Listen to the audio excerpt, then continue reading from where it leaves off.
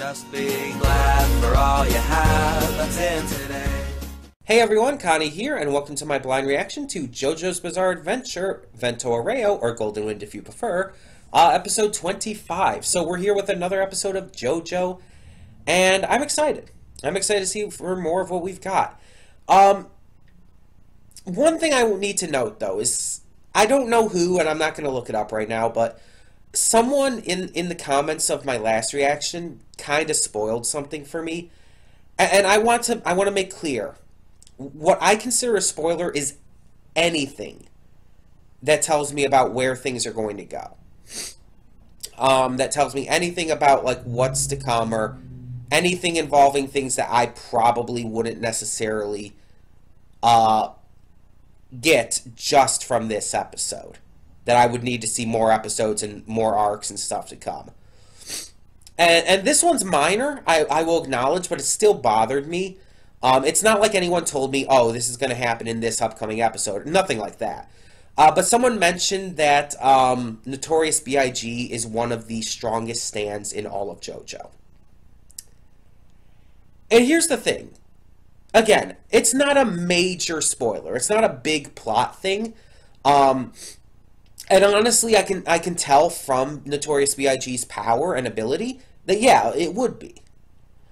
But that's not something I wanted to know. That feels like that's going to make a lot of the stands that are coming in the future feel less impressive to me now. Because you're like, oh, this stand's like one of the most powerful stands in the entire series. It's like, why would you say that?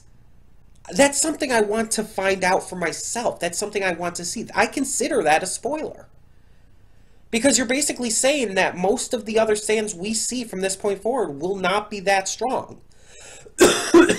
Or will not have powers that insane. That is what that is implying. And that sucks. I don't want to know that. Excuse me, by the way. At the ass end of a cold here. Oh my. But yeah, I don't want to know this. Please don't say stuff like that. I don't want to know that kind of stuff. But either way, so last we left off, everyone's kind of helping Giorno recover after taking off his hands and all, and Trish is left on the airplane kind of on her own at the moment because they think they've gotten rid of Notorious B.I.G. But they didn't. Notorious B.I.G. was on the airplane's wing. Oh, excuse me, I need a drink. It was on the airplane's wing, like a Twilight Zone episode or something. And it came back in and started to attack Trish. Now, we did see that Giorno let that excuse me, I apologize. The coughing has not been this bad at all this time around. So I don't know where this is coming from. Maybe I just need another one. Cough drop right now. But Notorious B.I.G. is just attacking Trish and everything.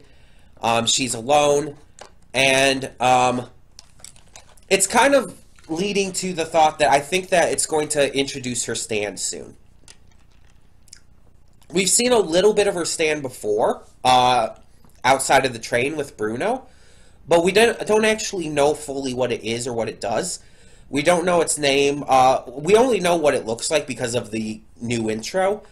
But I really want to know more about it. So that's something I'm looking forward to. And I hope that this is where that comes in. I think it would be a good point. But as I was saying with Giorno, we saw that he dropped the brooch. And I had noted right away, I think that, yeah, it's super obvious that that was on purpose. He dropped his brooch. That's going to come to life and form a new hand for him. And she noticed that too, so yeah. So this fight, we know, even if she doesn't... This is one of those occasions where I actually think it would be fine for Trish to not stop Notorious B.I.G. on her own. Because she, even if she does bring out her stand and starts to use it here, she's going to be brand new with it. She's not going to have experience with it or anything. So having someone else come in to help her, I think would be completely fine.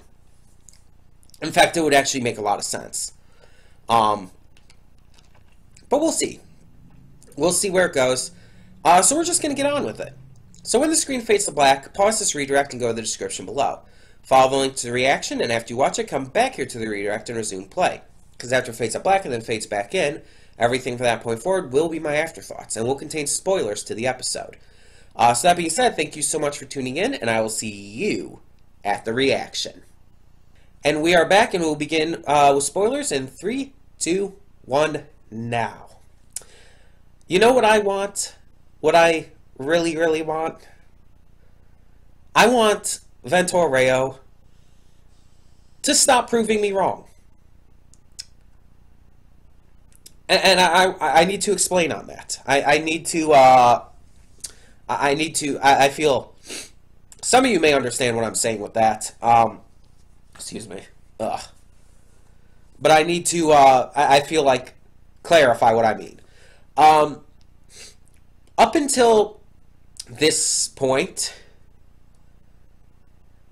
I would say that, in fact, I did say that Vento Aureo was not as good as Diamond is Unbreakable, but I'd say it was better than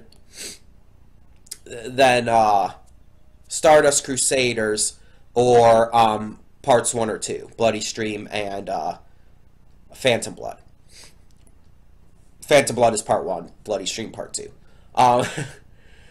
I would say it's better than parts 1, 2, and 3, but it wasn't as good as part 4. But with these past two, I guess you could call them mini arcs, these past 4 episodes, just put it that way, with Narancia's battle against Crash and Talking Head, and now the Notorious B.I.G. episodes with the reveal of Spice Girl. I would say that if these this last set of episodes, what's it, like 14 more episodes, really land and really amp up to the right level, this could be on the level, or even better, than Diamond is Unbreakable. Now, I don't think the boss will be as good of a villain as Yoshikage Kira. That's going to be obnoxiously hard to surpass. And I don't think there's going to be as many just really standout characters, pun intended, as part 4 really did.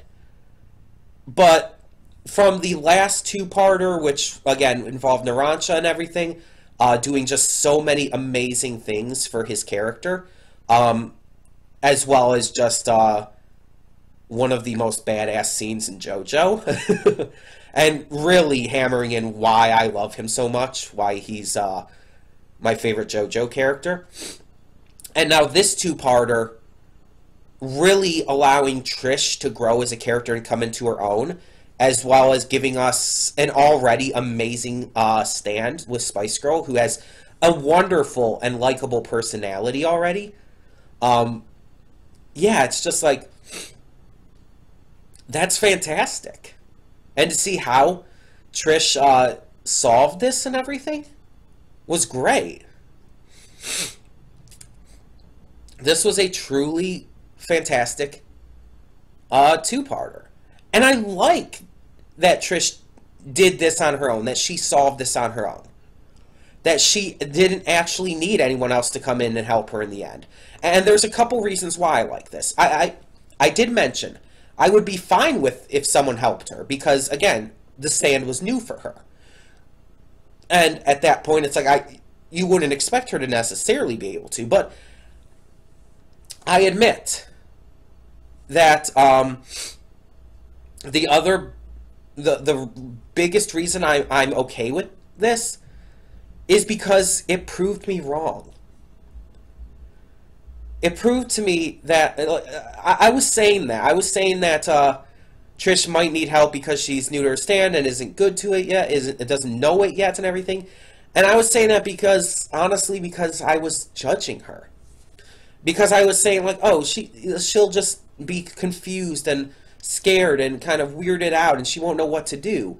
And I was judging her just as much as I was just saying personally, like, I feel like there would be nothing wrong with her having help. And I still say, like, sure, there would have been nothing wrong with that, but I was judging her in a way.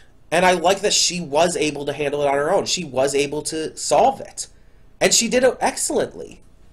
And I love that she did it. I love that she was able to succeed at that. It shows her as a really great character who's really, again, starting to come into her own. And I love how the ending scene with the boss is handled, how he's going to take things into his own hands, and he's going to just really start to become a bigger force. It's a good point for her to do it. Like, I like that he's not waiting until the very end. So yeah, there's a lot that's going into this, and I do have to hurry up because my dad did just get home, and I have to end this, but I really liked this. I really like how they also didn't defeat Notorious B.I.G. technically. He's just still there in the waves and all. Kind of become this mythical sea creature. That's fascinating. And they did kind of basically say he was invincible in this episode, so I'm not as upset anymore about whoever it was that said in the comments that he's one of the strongest stands, because I would have found out in this episode anyway, so okay. But it is still kind of a little annoying. Please just don't say that kind of stuff again. Just don't tell me anything that's not directly revealed in the episode, or at least in the manga, I guess, up to that point, as long as it wouldn't spoil anything for the future of the series. Either way, tell me in the comments below what you thought of this episode, and thank you so much for tuning in. For now, I'm Connie, and I'm signing off. See y'all next time. And though you've come through many obstacles,